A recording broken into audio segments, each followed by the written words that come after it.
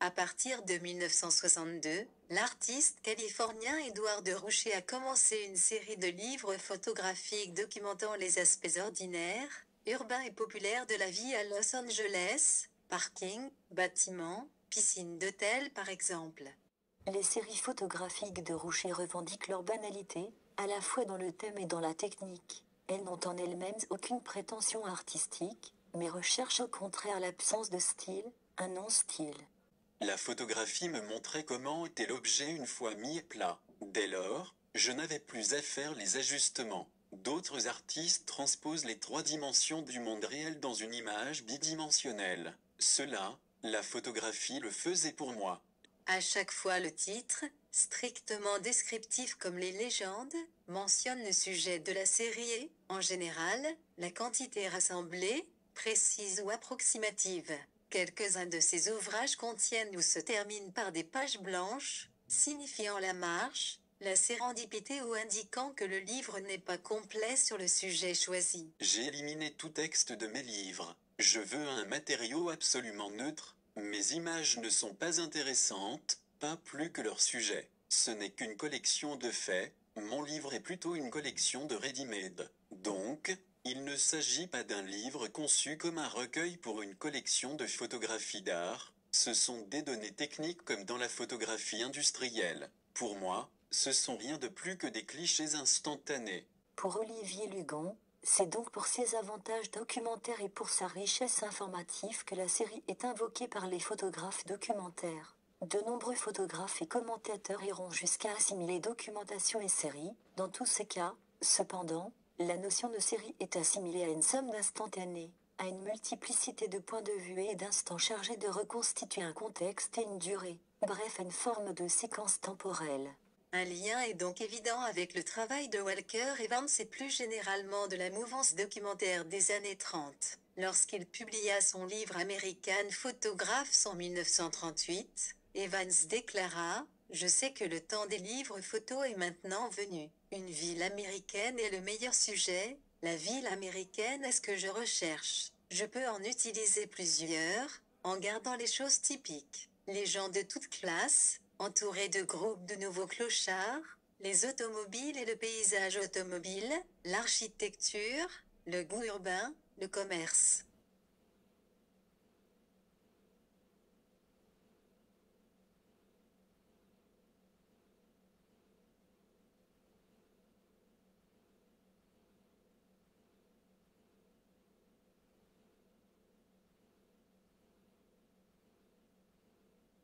La photographie, qui était très nouvelle telle que Roucher l'utilise dans son premier livre, envahit le livre d'artiste. Des livres de photographie il y en a pléthore. Il ne faut donc pas être dupe de l'importance de Roucher dans l'histoire du livre d'artiste. Une des autres raisons de l'importance accordée à Roucher dans cette histoire est l'influence réelle de ses livres chez les artistes conceptuels, à la fin des années 60 quand le mouvement conceptuel se développe.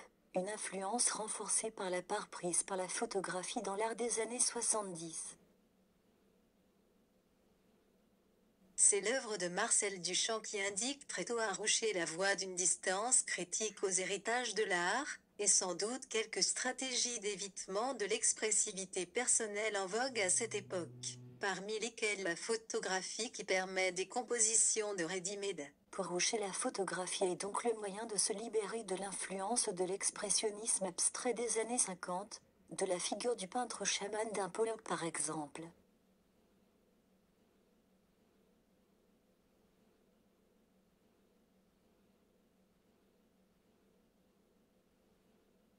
Le livre d'artiste pourrait être caractérisé, en contraste avec le livre illustré, comme relevant du reproductible.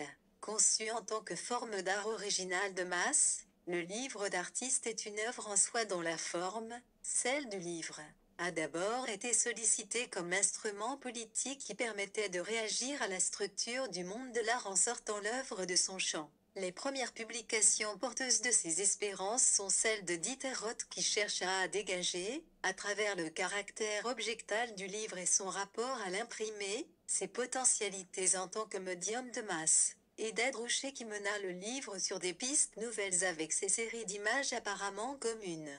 Tous deux développèrent le rapport entre l'aspect visuel image et le déroulement des pages caractéristiques du livre.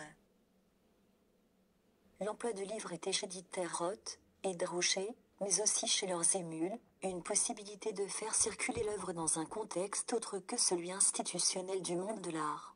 Il apportait cette possibilité d'une autre diffusion de l'art, entretenant les opposés de la masse et de l'intime, rénovant le concept et les valeurs de l'œuvre d'art. Objet commun, le livre est en effet un médium reproductible, diffusable massivement, et dont le prix de vente devrait permettre à chacun de pouvoir y accéder. De ce fait, il remet en cause l'unicité de l'œuvre, sa rareté, mais aussi l'expérience qu'il est possible d'en faire. Redonner à l'art sa place dans la vie, telle est donc la motivation qui entraîna nombre d'artistes à emprunter la forme du livre pour faire œuvre. D'ailleurs, les lieux de diffusion de l'œuvre sous sa forme livresque devaient être aussi variés que pouvaient en être ses usages. Ils ne devaient surtout pas se cantonner aux lieux dits de l'art. Toutes les formes alternatives de diffusion ont été sollicitées, vente en librairie, distribution par la poste, à travers des réseaux personnels, amicaux, distribution libre, dons, accessibilité dans les bibliothèques, etc. On comprend que c'est le choix du livre comme médium ordinaire. Le projet c'est de passer de l'économie de l'art basée sur la rareté à l'économie de la librairie fondée sur la diffusion. D'où les tirages d'emblée importants des livres de Roucher, et les retirages aussi. Le prix également, car quand le 26 Gasoline Station est sorti, Roucher le vendait 4 $.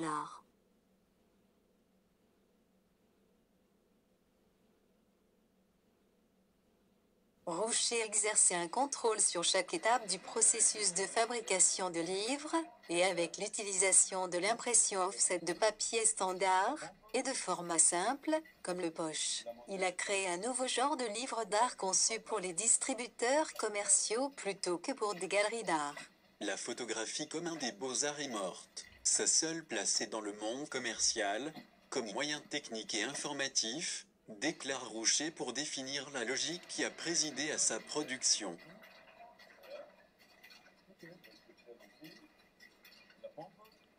Le livre d'artiste fait de la reproduction le paradigme même de l'art, qu'il rend inséparable du multiple. Ce que la photographie seule n'a pu atteindre, voyant sa multiplication toujours limitée par le phénomène de fétichisation entretenu par l'art et son marché. Il y a eu, après coup, à la fin des années 70, une lecture conceptualiste des livres de Roucher, qui est évidemment parfaitement anachronique puisqu'en 62, date de son premier livre, l'art conceptuel n'existe pas. Mais ce qui existe, c'est le pop art. En 62, c'est la grande exposition d'Andy Warhol à la Stable Gallery. Et c'est peut-être à cette lumière-là qu'il faut revoir les thématiques urbaines des livres de Roucher. Et d'ailleurs ces déclarations, quand sortent ses premiers livres, vont tout à fait dans ce sens. Il insiste sur l'idée de production en série, de sérialité et de fini mécanique. Pensons aux déclarations de Warhol sur sa volonté de faire de l'art comme une machine. Si je peins de cette façon, c'est parce que je veux être une machine, et je pense que tout ce que je fais comme une machine correspond à ce que je veux faire. L'un des buts de mon livre, poursuit Roucher, a trait à la fabrication d'un objet fait en série. Le produit fini a un aspect très commercial, très professionnel. Je n'ai pas de sympathie pour tout le domaine des publications imprimées à la main, quelque sincères qu'elles soient, une fois que j'ai décidé tous les détails, photos, maquettes, etc. Ce que je veux vraiment c'est un vernis professionnel, un fini nettement mécanique. Je n'essaie pas de créer un livre précieux en édition limitée, mais un produit de série qui soit de premier ordre. Selon Olivier Ligon, à propos de l'attrait pour la série dans la photographie documentaire des années 1930, l'agencement de l'image par répétition d'un motif identique renvoie doublement à l'élément machinique. D'une part, il figure un mode d'organisation propre à l'industrie. D'autre part, il garantit l'obtention d'images parfaitement équilibrées tout en assurant un rendu prétendument objectif et mécanique.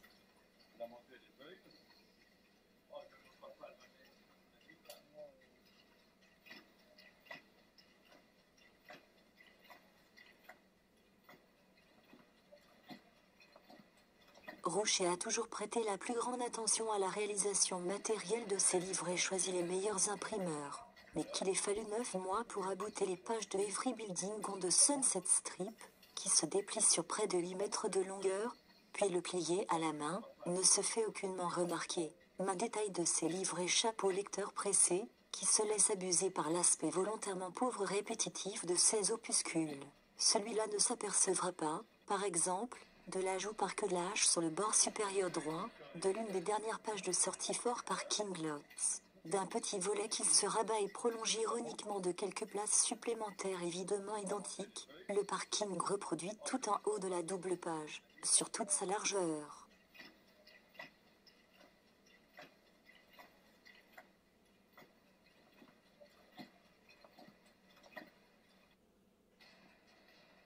Jeune, j'aimais regarder les affiches et l'art commercial et cela a commencé à hanter mes pensées. Je commençais à regarder des photos comme celle de Walker Evans sur les Dust Bowl dont l'Oklahoma a été touché, causées par la sécheresse et la surexploitation agricole, les tempêtes de poussière apocalyptiques et la Grande Dépression des années 1930 ont engendré la pauvreté de masse. Beaucoup d'habitants de l'Oklahoma ont fui à l'ouest, en Californie. Je m'identifie à cela, et aussi au film Les raisins de la colère. Ce fut une expérience qui a influencé mes pensées sur l'endroit d'où je viens. Rouchet a dit à propos de son arrivée à Los Angeles depuis l'Oklahoma en 1956. La première chose qui m'a frappé était le nombre de personnes qui venaient ici. À la fin des années 1950, il y avait quelque chose comme 1000 personnes par jour, apportant 750 voitures par jour. Je suis submergé par cela. Rouchet fut profondément inspiré par la culture automobile dans la création de ses livres. La végétation m'a attiré, les palmiers et la flore exotique des déserts, mais également la culture automobile. Je n'ai jamais vraiment été engagé dans les courses ou dans la customisation de voitures, mais j'appréciais ça et j'aimais le milieu hot rod. Le critique Rosaline de Cruz a déjà fait remarquer que l'appareil vital de Rouchet ne fut ni la toile, ni la caméra, mais la voiture. Sans elle, il n'y a rien. Il a photographié chaque station-service le long de l'autoroute vers Los Angeles. Il a conduit à grande vitesse sur les routes du désert et il a peint des vues panoramiques qui suggèrent un écran de cinéma. Walter Moser rappelle que le cinéma est apparu, comme l'automobile, à la fin du XIXe siècle. L'automobile est l'outil qui permet la mobilité individuelle, tandis que le cinéma est le média qui permet de représenter cette mobilité. Pour lui, le road movie a pour fonction de réaffirmer le rôle de l'automobile comme pur moyen de mobilité individuelle et comme symbole de liberté. L'accès à un paysage sauvage, loin de la ville, est un des éléments importants du road movie. Mais l'accès à la nature se fait à travers un produit industriel, la voiture et une infrastructure lourde, la route. De même, le personnage qui fuit la modernité le fait à l'aide d'une voiture, elle-même symbole de la modernité. Le terme de road movie est un terme qui n'apparaît pas au moment de la sortie d'Easy Rider, même si l'on en fait l'an 01 d'une renaissance dorée. En réalité, c'est un an plus tard, à l'occasion de la sortie du film Five Easy Pieces, Bob Rafelson, 1970, produit par le même groupe de personnes et avec Jack Nicholson encore, que l'on prend conscience qu'une série de films est en train de sortir et que le genre se constituerait, en lien avec la contre-culture américaine, et les débuts du New Hollywood, entre 1967 et 1980.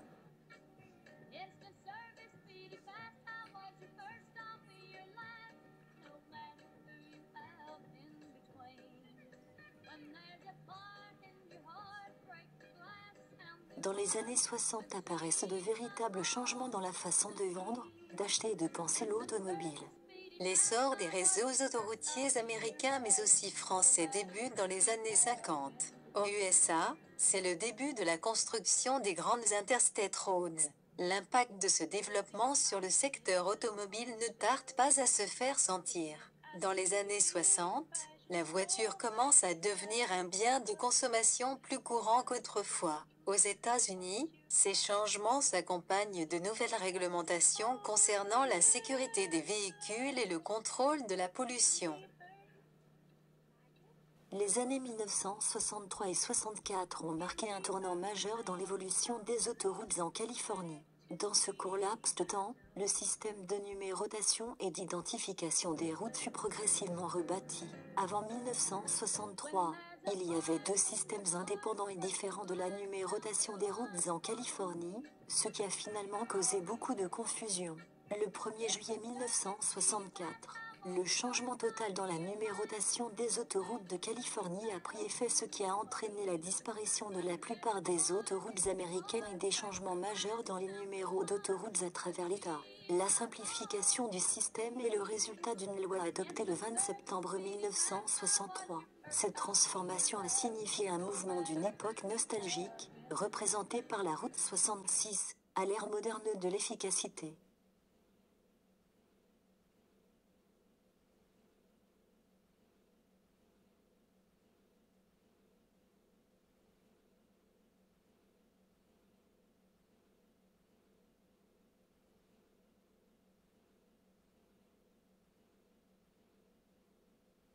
En 2009, Roucher crée le livre On the Road, en superposant des passages épiques du roman de Jack Kerouac avec des images abstraites ou de montagnes enneigées. Roucher injecte une nouvelle vie aux mots de Kerouac.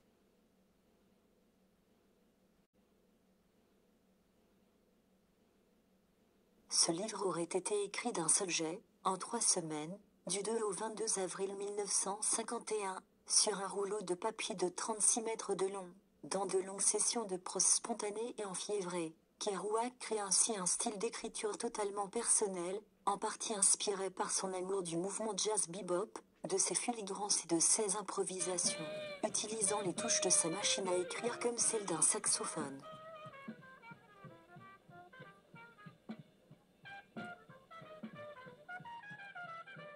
Comme le suggère Douglas Fogel, il est tout à fait logique qu'Ed Roucher ait relevé le défi de réinterpréter le livre de Kerouac. À bien des égards, toute la carrière de Roucher a offert une suite artistique logique au portrait de Kerouac sur le paysage américain. Ce livre donne ainsi une forme visuelle concrète à la poésie de cette route vernaculaire. La culture automobile se fait sentir dans une autre œuvre de Roucher, avec le livre photographique Every Building on the Sunset Strip en 1966. Dans les années 60, le Strip, un tronçon commercial du Sunset Boulevard dans le West Hollywood, est l'endroit idéal pour flâner à Los Angeles.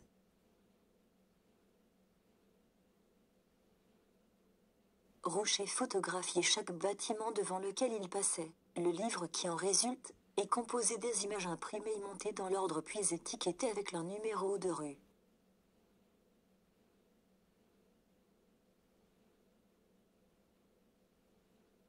Every Building on the Sunset Strip est un dépliant en accordéon d'une longueur de près de 8 mètres.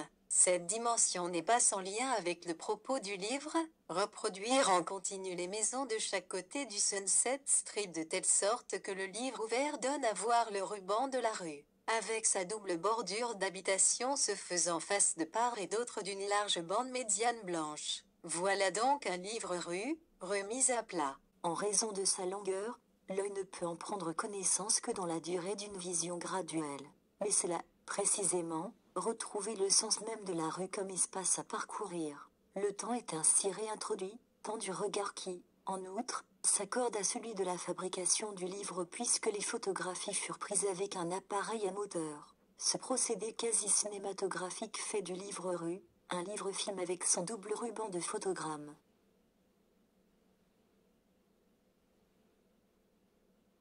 Every Building on the Sunset Strip n'est pas un livre unique, c'est un projet. Roucher a continué à shooter la rue régulièrement.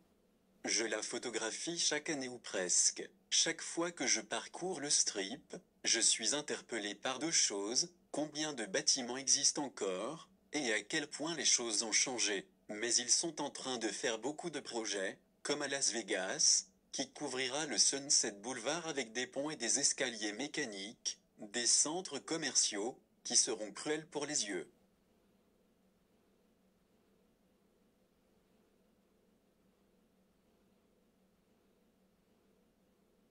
Pour ce projet livre publié en 1966, Rucha achète le mythique Nikon F, apparu sur le marché en avril 1959. Mais il n'achète pas n'importe lequel. Il achète une version issue des recherches spatiales américaines, le F-250 Motor Drive, prévu pour contenir une bobine de film de 10 mètres. Cet appareil, Rouchet l'a fixé à l'arrière d'un camion pick-up durant le temps qu'il a fallu pour conduire les 3 km 200, dans un sens puis dans l'autre, de façon à ce que chaque prise de vue soit exécutée à la même hauteur, que la route monte ou descende. Photographier une rue entière en utilisant une caméra motorisée, sur un camion pick-up, c'est aujourd'hui la manière de fonctionner de Google Street View, près de 50 ans après.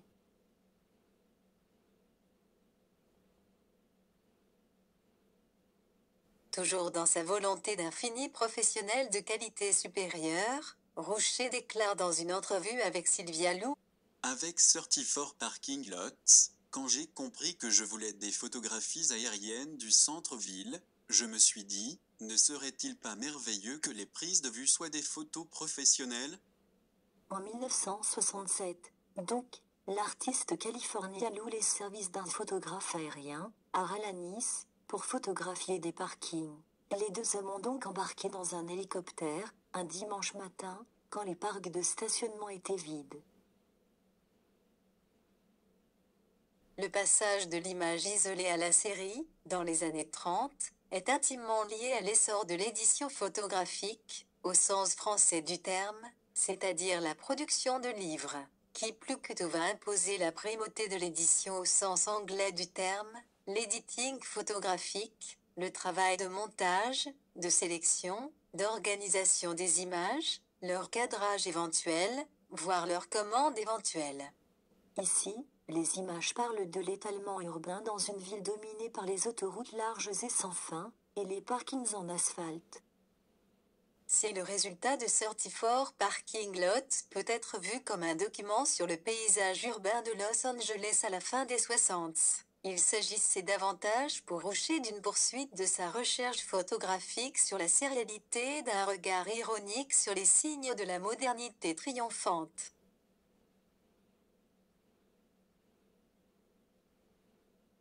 Il est possible d'imaginer que peut-être aujourd'hui, le travail d'Édouard de Rouchet emprunterait plutôt la puissance de diffusion d'Internet que celle du livre, comme médium ordinaire. D'autant que les expériences de navigation numérique apparaissent comme une forme d'écho aux thématiques du voyage, du vagabondage et de la route, développées par ces livres photographiques.